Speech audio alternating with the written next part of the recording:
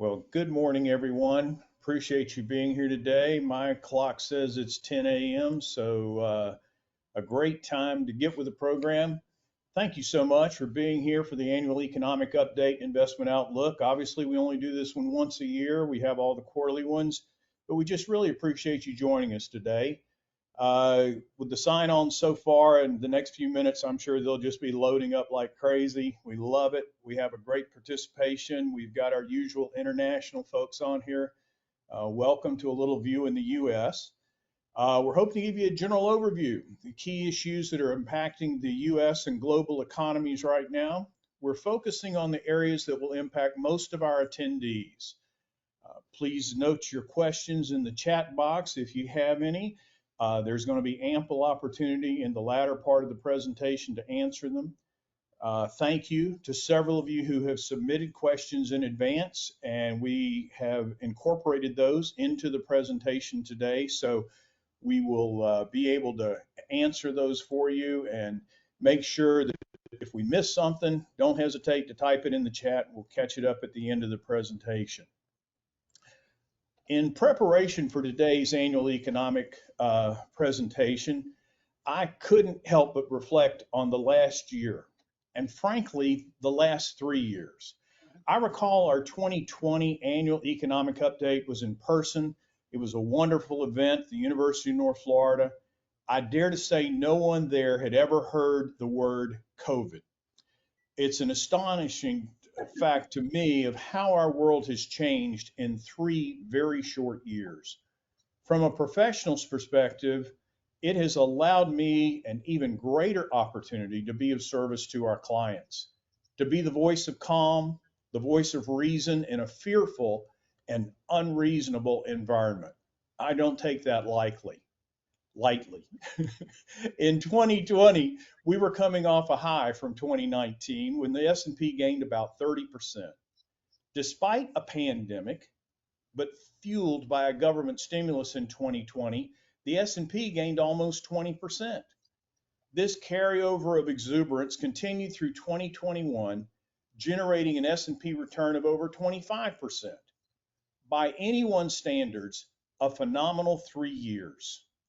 The cash glut result was spending, demand, and shortages, supply, then they were just severely out of balance.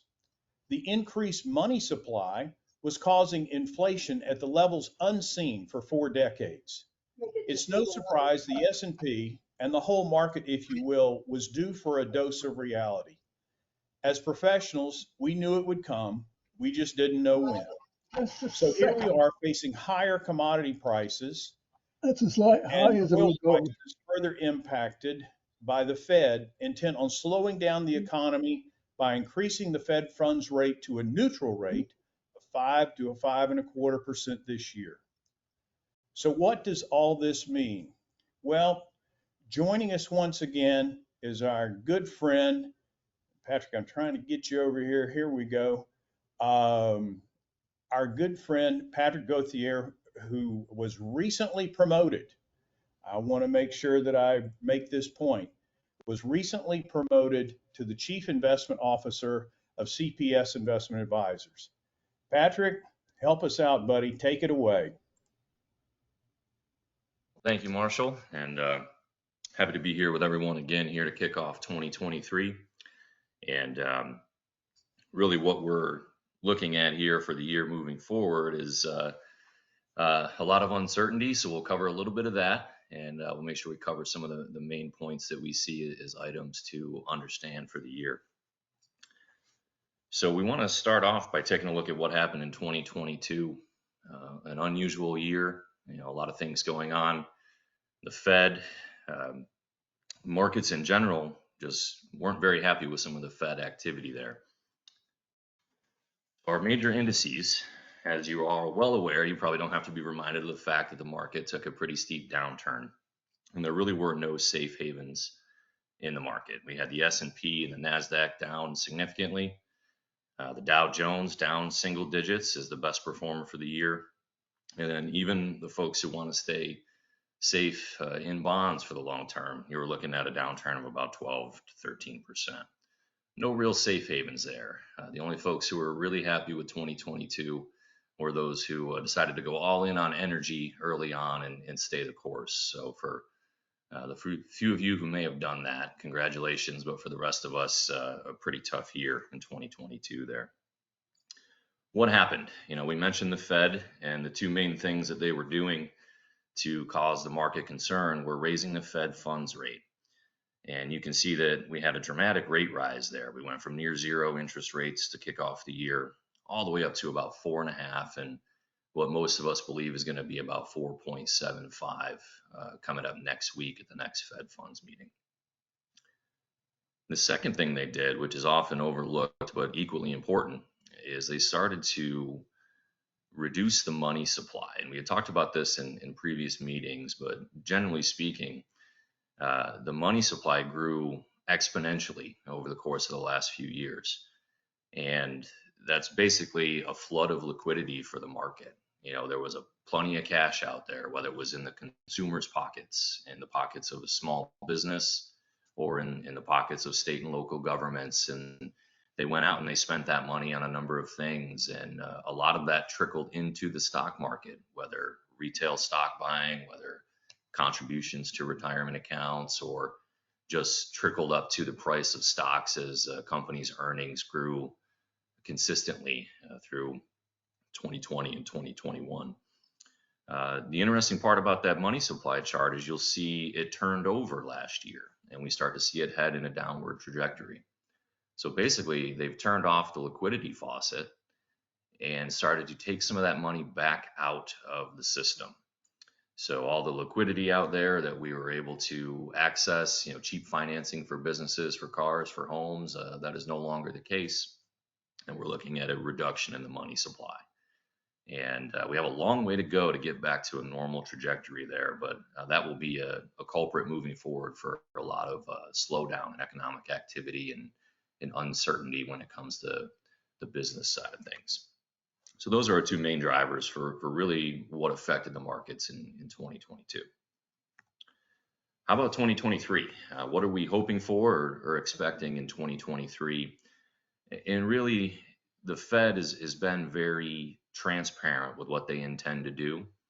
So the Fed may not be the main story in 2023. We're really looking for a return to basics. And when we talk about basics with the stock market, we're talking about earnings per share.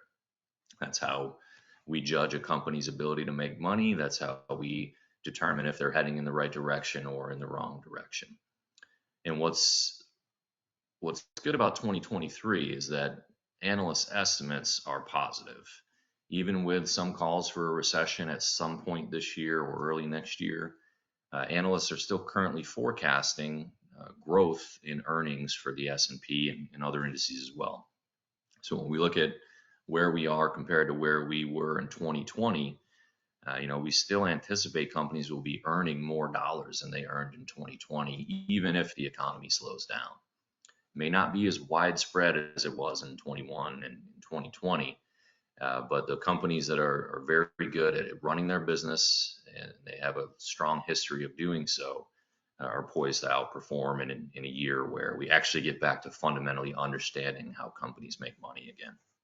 So that's exciting for those of us who spent a long time in school learning how to do that. The last couple of years, that's hasn't been the main driver of market returns.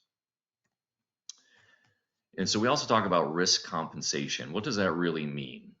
So looking back into the early 2010s, the S&P was trading, near its average of about 23 times earnings. So that just means that whatever a company earns per share, the market was willing to give you about 23 times that as a going price for that company. And that fluctuates above and below the average over the years. But you figure that high teens range is roughly where most companies are going to sit depending on the industry. All that liquidity that we mentioned was pumped into the system in 2020. And you saw that the price that people were willing to pay for those earnings went up dramatically. A lot of that had to do with the weightings of the tech sector in the S&P 500. But if you look at the right side and see the federal funds limit back in 2014, 2015, the risk-free rate, or also known as the Fed funds rate, that was very low. So you had no other alternatives to park your money other than earnings producing stocks. So you were willing to pay a higher price for those earnings, because that was really the only place you could go to get return on your dollars. So it's interesting to see our risk-free rate increases, or the money that we can get on safety with our Fed funds, or even very high grade corporate bonds. If you can go get a 4 or 5 or 6% yield in those areas of the market, the price you're willing to pay for risky assets goes down. And that's where we find ourselves to end 2022 and heading into 2023. The market is repricing risk. They're saying these companies may or may not make their earnings numbers, particularly if we head into a recession, and we're not willing to give you 30 or 40 times earnings for shares of those companies anymore. We want to see a more realistic multiple, as it's called, on the value of these companies. So a little work to do to get back to the historical 16, 17 times earnings that you see over long periods of time. Every industry is going to have a different long running multiple there, but the longer the Fed keeps the Fed funds rate in the 4 to 5 range, as they anticipate, the more realistic those multiples will become on the S&P 500. If we can get a decent return on our money for staying in treasuries or cash, we don't necessarily need to step out on a limb and buy risky companies at a 20 or 30 times multiple any longer. So is a recession coming? Well, folks over at the Conference Board have various indicators. One of their more reliable ones is the leading economic indicator. They use a basket of indicators. And when it's hit this point in the past, it has been fairly reliable at predicting an upcoming recession. And we're going to touch on this a little bit. Marshall will in a little bit for us, but recession doesn't mean depression. There is a difference there. Recessions come in different forms, and we've lived through a number of them, but they don't have to be deep and as painful as the media will make them out to be. Most are calling for this to be a mild recession, and so more likely towards the 2000 range versus the 2008 range. So when that recession comes, we'll see what the numbers bear out. But as some of the things Marshall's going to point out as far as the labor markets and consumer spending and balance sheets for the consumers in general point to this being not necessarily as bad of a recession as you might think when you hear the word recession out there, generally speaking. So we always like to focus on the consumers. They're 70% of the economy, and this is a way to highlight that is through the personal savings rate. So you can see for a number of years, the average consumer was able to save 7 to 8% of their income, and that was a pretty steady rate for a long time. We pumped that liquidity into the market. We put money into consumers' pockets and into the pockets of small businesses, and they dramatically increased their savings rate. Which is a good thing. The more money a consumer has saved, the more they can buy down the road, or the more stable their retirement's going to be. But as that liquidity started to leak from the system, you saw the savings rate come down. 2020 is an interesting illustration. A lot of money was put into the system. We bought a lot of goods. We bought everything we could get our hands on. Shelves were empty. You couldn't find new cars. You couldn't find furniture. And you were overpaying for homes, so that savings rate dipped. More stimulus in 2021 put a little money back in our pockets, and we switched to starting to buy experiences or services. So we had all the things that we needed for our homes and for our lives. Now we went out and started to buy food out, going to restaurants, going to theme parks, traveling again. When the world opened back up in 2021 and early 2022, we went out and spent our money. And that brought us back down to roughly the average to start 2022. The concerning part is inflation taking hold, and you start to see that savings rate dip throughout 2022 and end, near 2.5% there. Why is that? Well, consumers are still buying things and services, services more so than goods, but in reality, just our day-to-day lives are more expensive. We highlighted here, 15% of new car buyers committed to a payment of over $1,000 or more per month. Most of us on this call, I imagine, would do that with, some understanding of our budgets, but a lot of Americans out there are just simply going out and buying an expensive car because they need some transportation to get back and forth to work. With the labor market the way it is, there are jobs to be had, and you have to have a car or truck to get back and forth. Here we'll start to see delinquencies rise in the auto space. You're starting to see cars become underwater a lot faster as we have higher interest rates on loans and we're paying a higher sticker price for a lot of these automobiles. But we do have a little bit of a bumpy road ahead, and we've got the Fed. Of course, they seem to be, pardon the expression, sticking to their guns to continue to have interest rates rising. Every time the Fed sneezes, the market does a repricing. We get the fear monger press coming out telling us that the world is about to come to an end.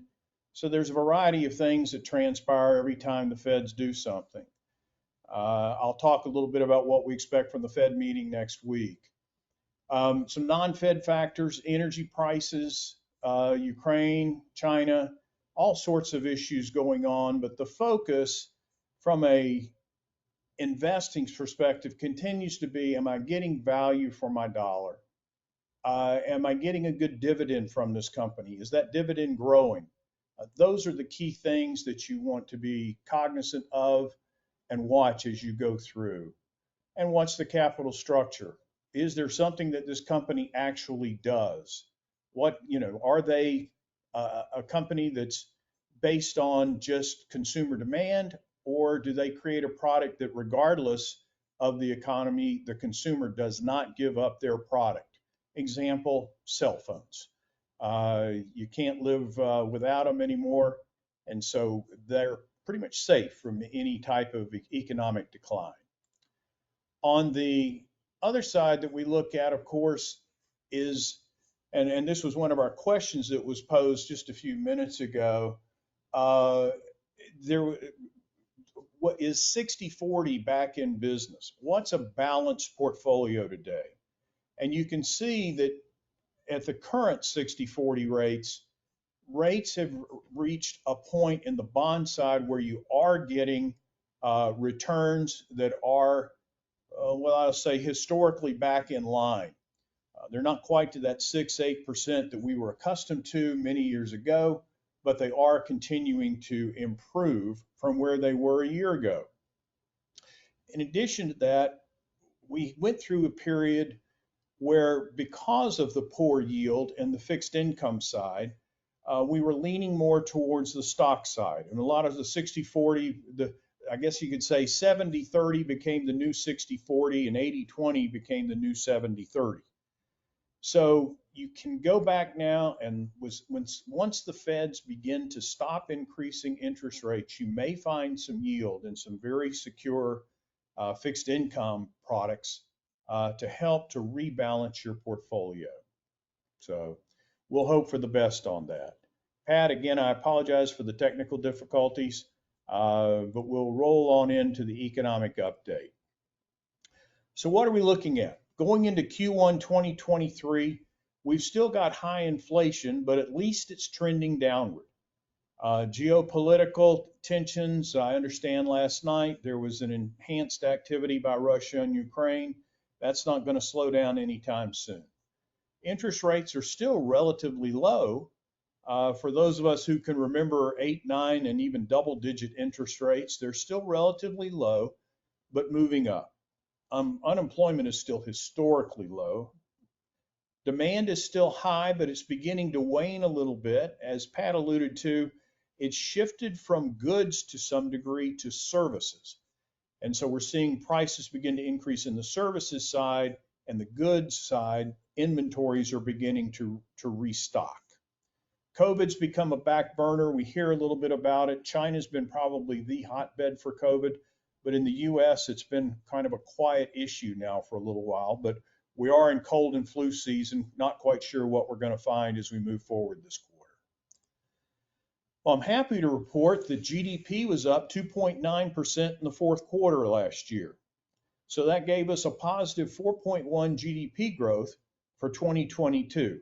Not quite what we had in 2021, but if you'd listened, and of course we had a recession the first 2 quarters, and I apologize, that's my definition of a recession, uh, and then had growth in quarters 3 and 4, it turned out that the year was 4.1. Not bad, I think, by many standards. So let me refresh again. What is a recession? My parents paid a lot of money for me to go to Jacksonville University, and my economics professors drove it home that it was 2 consecutive quarters of negative GDP. Now, reality is that's the leading item, and the National Bureau of Economic Research says it's a recession, then it's a recession. Keep in mind, recession does not equal 2008.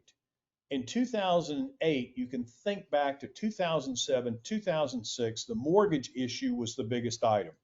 If you could fog a mirror, you could get a mortgage.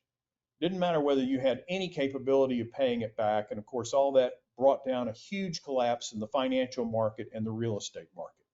Is there a recession in your future? As Pat alluded to, absolutely there is. Mild, when, those are the questions. Now, we do have Chairman Powell saying that it's not going to be a recession. It's going to be a soft landing. Unfortunately, most economists don't think they can pull it off. It's never been done before. But being the internal optimist that I am, let's give them the benefit of doubt and hope that they do pull off the soft landing. What is a soft landing? Well, the Federal Reserve looks at that the short-term Fed funds rate increases to 4.5%. They're really moving that around, talking now. We're at the 4 or 5 range, that they will move that up to about 5 to 5.25. Unemployment less than 5%. They recognize that as interest rates go up, unemployment should begin to rise. This has not necessarily been the case, but there's been a lot of press recently, and I'll talk about it. Inflation less than 3% and positive GDP, not a recession. So keeping that in mind, with the anticipated rate that the Feds are going to increase 25 or 50 basis points next Wednesday, and another 25 to 50 in subsequent quarters to push that rate above 5% by mid-year. All I can say is stay tuned, and I couldn't resist throw this up that we'll keep beatings until the morale improves. We'll keep raising interest rates until the economy slows down.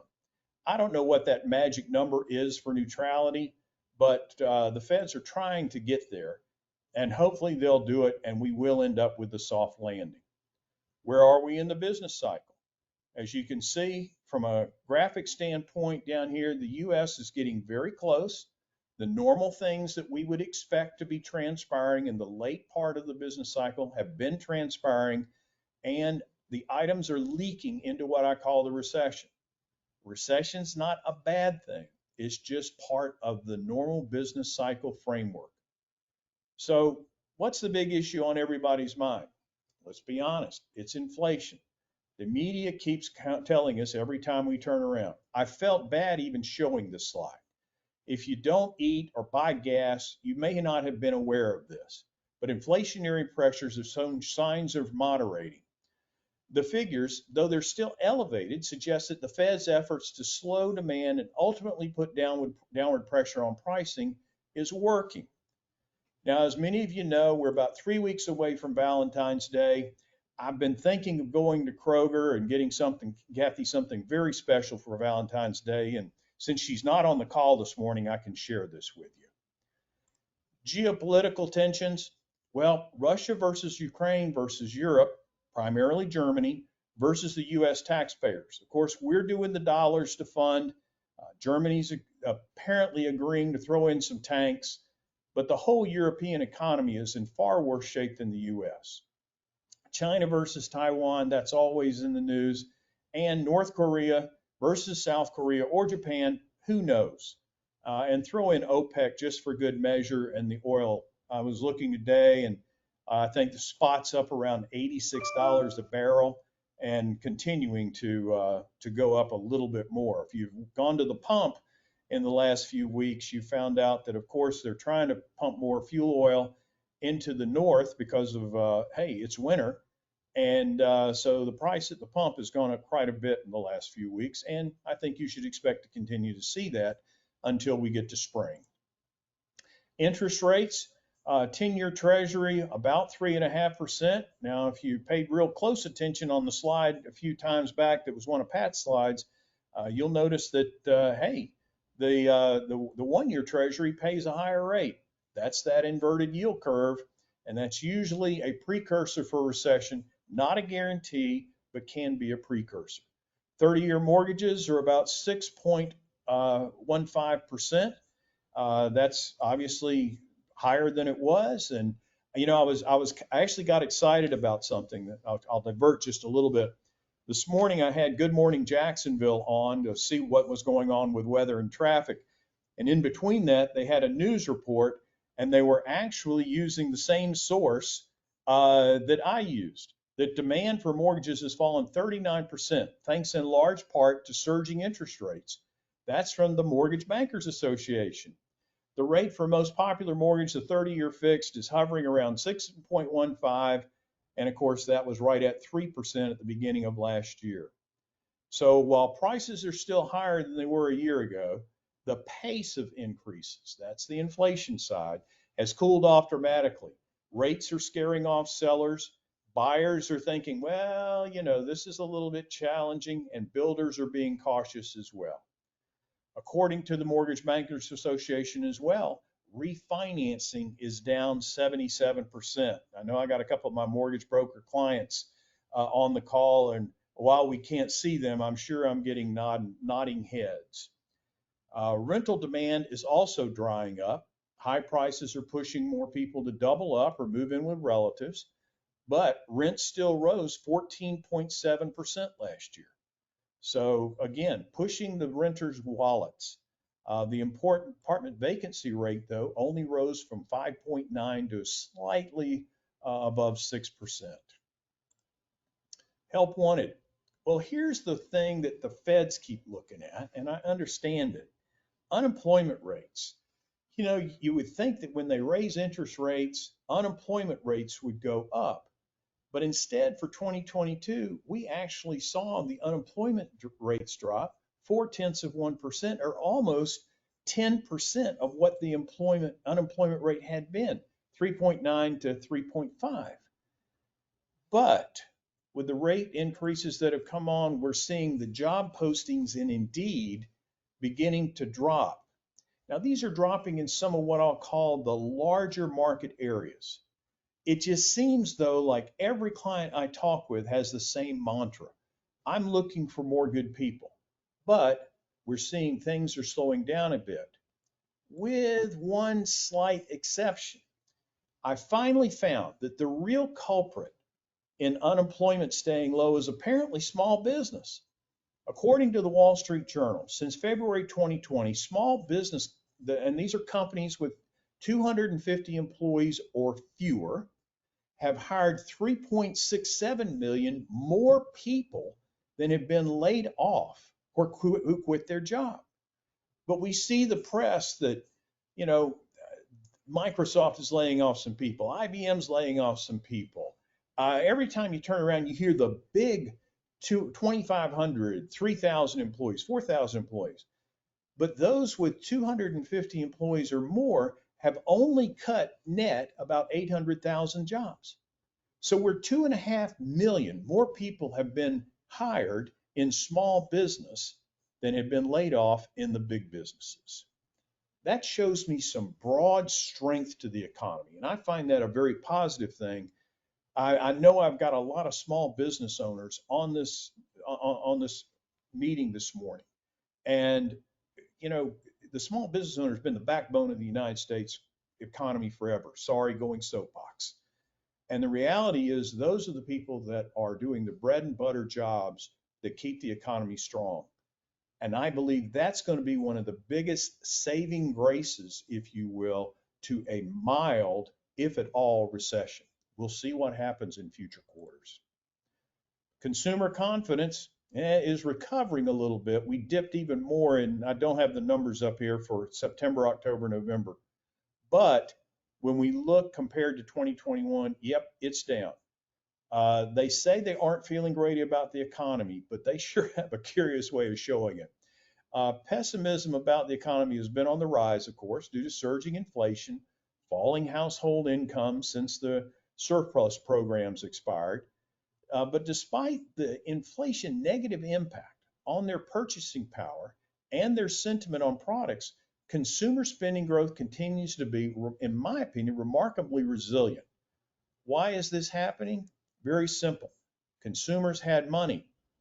However, these savings are rapidly declining, and with high inflation, going to be interesting. The latest round of bank earnings show that apprehension has not kept Americans from reaching for the credit cards. Let's be honest, even Social Security recipients got an 8.7% pay raise. How about the leading economic indicators? Well, they've dropped. Ordinarily, this would be considered tepid news. But with the Fed goal of slowing the economy, a slightly lower LEI is actually a good thing. I hate even saying that, but that's reality. So what about investing in uncertain times? Well, these are not recommendations to buy and sell. They're presented for information portfolio or information purposes only.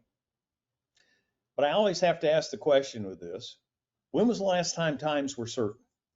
I love showing this particular slide because there's always a good reason not to buy stocks. But I have to ask myself, now that we're in the end of January, what will reason number 2023 be? I don't know. We're going to stay tuned and find out together. The interesting thing is looking at the S&P 500 and what has happened since 1973. We're getting really close to just half a century of information here. And the reality is the average annual return has been 11.8.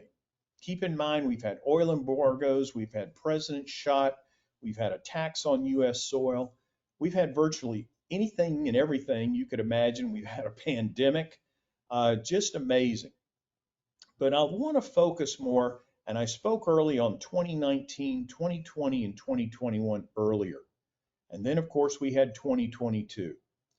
I'm labeling 2022 as the COVID Trump hangover, that the exuberance that we got from 2019 to 21, there was just a catch up and a balancing. Fortunately, as we sit here almost our first month into the year, the S&P is up about 3%.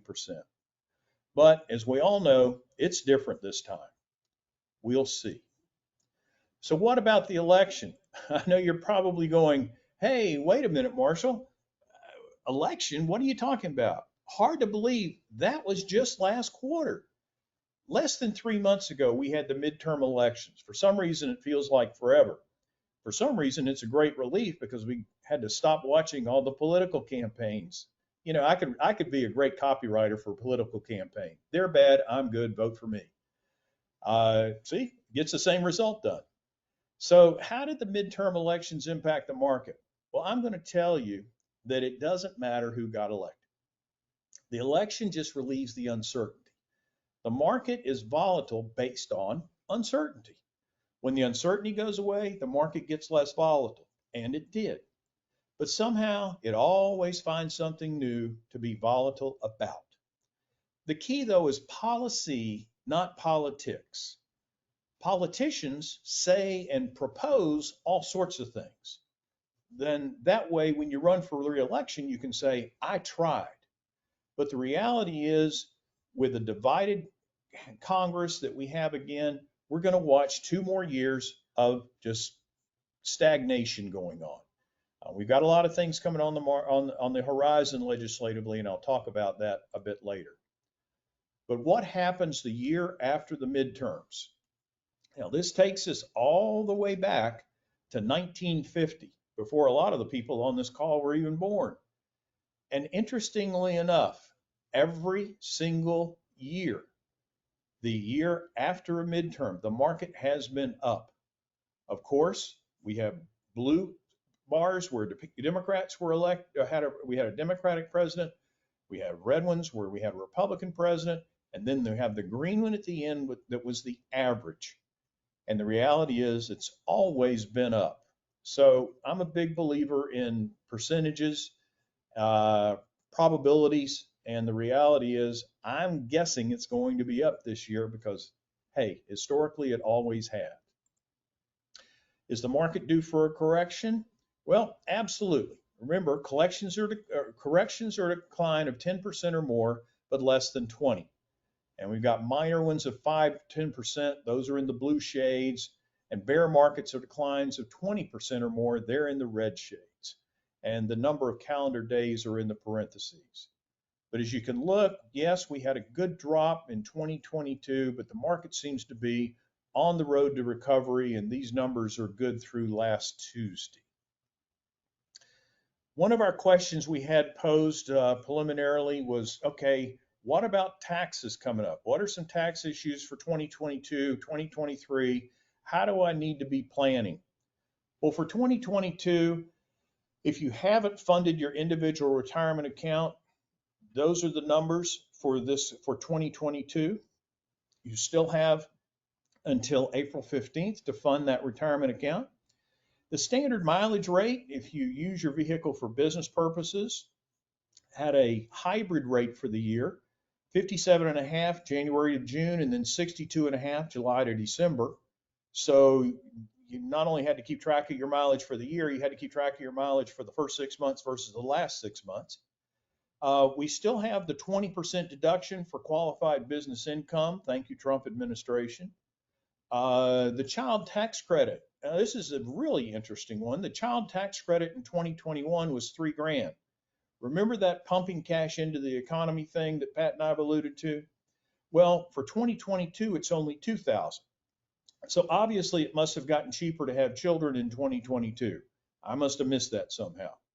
Your state income, real estate, and sales tax deductions are still capped at $10,000, and there's no $300 per person charitable contribution deduction in addition to the standard deduction for 2022 that we had in 2021. Now for 2023, planning ahead, which is the way I always like to do, retirement plan contributions through your employer are up. It's $22,500 if you're under age 50 and $30,000 if you're 50 and over. Got the catch-up provisions in there. IRAs go from $6,000 to $6,500 and then $7,500 to 50 and over. Health saving accounts contributions increased. And notice with the health savings account contributions, they don't bump up at 50, they bump up at 55. A little tricky. Standard mileage rates up to 65.5. The meals and entertainment, here's one for you for my small business people on the call. Meals and entertainment reverted back to the 2020 rules. If anybody wants to get a chart on that, if you'll send me an email, I'll gladly send you the updated chart on the meals and entertainment rules. You may recall we had 100% deductibility for meals, for business meals the last couple of years, provided number one, they were purchased at a restaurant, and number two, there was no alcohol involved. The annual gift tax exclusion for 2023 is up to $17,000. That was adjusted for inflation. Hope that helps you tax-wise. I know I'm going to see a lot of the smiling faces on this call over the next few months. Legislation. Well, one of the things that's key on legislation is the Secure Act of 2.0. The Secure Act was signed into law the last week of December. And I really want to encourage my financial planning clients on the call that there are a number of things that we need to talk about when we meet. The first one is an interesting one, that 529 plans can be used to repay student loans, and they can also be used to convert to a Roth IRA after 15 years. So let's say that you're a grandparent and you set up a 529 for your grandchild for college. It sits in place for 15 years, and that child graduates high school and gets a full ride to college and doesn't ever tap the 529. Well, that became a little bit of a challenge because then there's this money, and if they don't use it for college, they had to pay the taxes, and there could be penalties on it as well. Well, now, if it's been in place for 35 years, they can convert $35,000 into a Roth IRA and never pay the taxes on it, never have a required minimum distribution. So this is a great planning opportunity that we will want to talk about when we meet. Required minimum distributions. It has moved, you may recall, the old rule was 70 and a half. During the Trump administration, it moved from 70 and a half to 72. Now with the Secure Act during the Biden administration, it's moved to 73. And in 2033, it moves to age 75. So interesting maneuvering going on in there and delaying the time that you have to take out a required minimum distribution. Qualified charitable contributions, QCDs. Many of the people on the meeting today, I know you're used to donating your retirement distribution to charity to avoid paying the taxes on it. That has had a $100,000 limit, and that limit is being increased going forward by inflation. And now here is a home run that I'm really excited about this one. Charitable trust, particularly I like charitable remainder unit trust. You can make a once in a lifetime $50,000 contribution from your IRA to a charitable remainder trust. During the time you're alive, you still get income or a distribution off of that trust. And then when you pass, it goes to the charity. A real unique planning opportunity that we will want to take a look at with all of our clients who have individual retirement accounts sitting out there that they don't feel they will use up in their lifetime. Lots more, but we'll do those more one-on-one. I have to admit, a last couple of weeks, there got a lot of press from some of the new members in Congress about the fair tax. It's called the House Freedom Caucus. I have to address this from a legislation standpoint because this crops up in the first quarter after every midterm or four-year election. The whole goal, of course, is to abolish the IRS. The states collect a 23% consumption tax, and then the states remit the tax to the Treasury. It eliminates the Internal Revenue Code, personal taxes, corporate taxes, estate and gift taxes, and payroll taxes. That's great, but 23% on what? That always becomes the question. If I buy a 2x4 and I'm going to use that for business purposes, do I pay 23% when I buy it and charge 23% when I sell it? So I don't know. Stay tuned. I throw that out there because it did get a lot of press a couple of weeks back. So where should I invest now? Very, very simple. Simply stated, what is your objective? For stability, there's always the bank of the mattress, the sock bank, or the piggy bank. But with inflation, remember, you lose money every day. Treasury yields, as we indicated earlier, have been in the 4% range recently. That beats the socks off of money markets. But after taxes and inflation, you are still losing purchasing power. So you won, but you lost. A balance that's 60-40 or 70-30 or even 80-20, depending on your particular situation, that's important for you. You have to look again, what's your objective? What's your risk tolerance?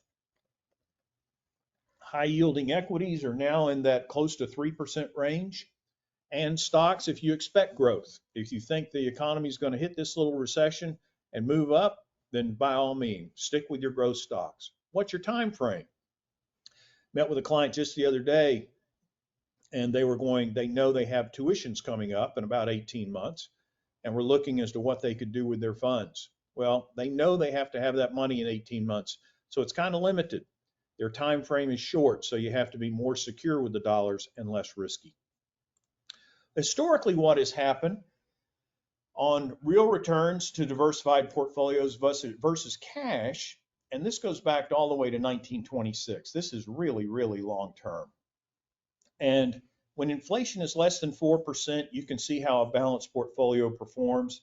When it's greater than 4, you can see that still a balanced portfolio beats cash hands down. Excuse me. So we always encourage diversification and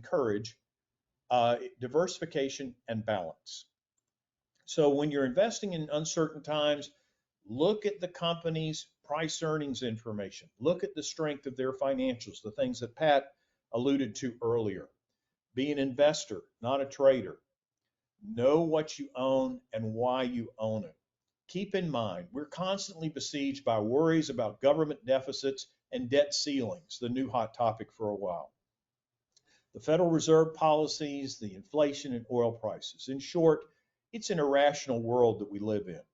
Yet publicly owned companies, which we patronize, sometimes daily, continue to prosper, growing their earnings and increasing their dividends. These have always been the eventual safe havens for investing for the long term. It's the objective of mainstream media to foster a culture of clickbait catastrophes. Clickbait wasn't even an issue many years ago. Now, hey, clicks count. They want to develop an illusion that our existence as we know it's coming to a rapid end. The U.S. economy is inherently fragile and unstable, and the equity market may at any moment be subject to savage, long-lasting decline. Yet we know it's impossible to succeed as a long-term equity investor without some fundamental level of faith in the future. Details at 11. So what do you need to be doing with your financial plan? Well, same thing you should be doing all the time. Review your financial plan. To achieve a level of financial independence, you got to accumulate a pile of financial assets, stocks, bonds, cash, real estate, anything that produces an income stream for the long term. At that point, you make the choice about going to work or not. That's financial independence. Going to work each day becomes a choice, not a need. Along the journey of life, there are many financial hurdles. You've got income taxes, inflation, estate taxes must be considered. But one must not only build a diversified portfolio of financial assets, but also consider risk management when building wealth. A well-designed life, health, disability, and other insurance plan is an integral part of building that safety net. Financing your children's education may be part of your overall goals, and that has to be considered in the plan too. The real key here, and I want to bring a real life story that I just went through helping someone settle an estate. This particular person had a life insurance policy and hadn't really checked up on it for a couple of decades. I would encourage you that if you have a document like that, a life insurance policy, a disability policy, a long-term care policy, follow up on making sure they have your current address, they have your information, they have the beneficiaries correct. Under the estate planning side, check those beneficiaries and review documents periodically. Sometimes I'll get into a file with a client and they haven't had any communication for a couple of decades on a particular insurance company. And as we all know, insurance companies are a lot like banks. You need a program to know who the players are and keeping track of who are the names. And this particular company is now that particular company. And it just, stay on top of it is the key thing that I want to express today, and focus on those issues and making sure that your plan is in place and your plan is working versus worrying about some bad press that someone produced in the marketplace. Other questions? At this point, I want to open up to additional questions that you may have in the chat box. We haven't had any typed in at this point, but always appreciate that. I especially appreciate giving us the questions early so that we can put those into the program as we present it. I have one that I didn't cover on a slide that I will talk about, and it was a question regarding homes being built in Florida and what's happening with the Florida population and the need, what's the need look like for additional homes in the coming years. And all I can tell you that it's considerable. Estimates are 500,000 homes over the next decade in the state of Florida to accommodate the people moving from states where they have a less desirable climate, both from an economic standpoint, i.e. taxes and employment opportunities, and a climatological standpoint that, you know, even though it's, quote, cold outside here in Jacksonville today, it's still a sunny 51 and it is the end of January. So definitely things to think about. What I will say, of course, is that if you know someone who would benefit from our webinar, we'll be offering a recording of today's presentation on the Gunn and Company YouTube channel. Once it's posted, we'll email a link to all registrants. Feel free to share it with your friends and family. And if there are any final questions to come in on the chat, don't see them. Our next scheduled event will be our first quarter economic update. It'll be held on Thursday, April 27th, 2023 at 10 a.m. You'll receive invitations for that, of course. I encourage you to sign up early. I'm certain, I am certain it will be interesting. So thank you for joining us. We look forward to meeting with you soon as the tax season progresses, and I wish you good health and all the best. Thank you very much for being here today.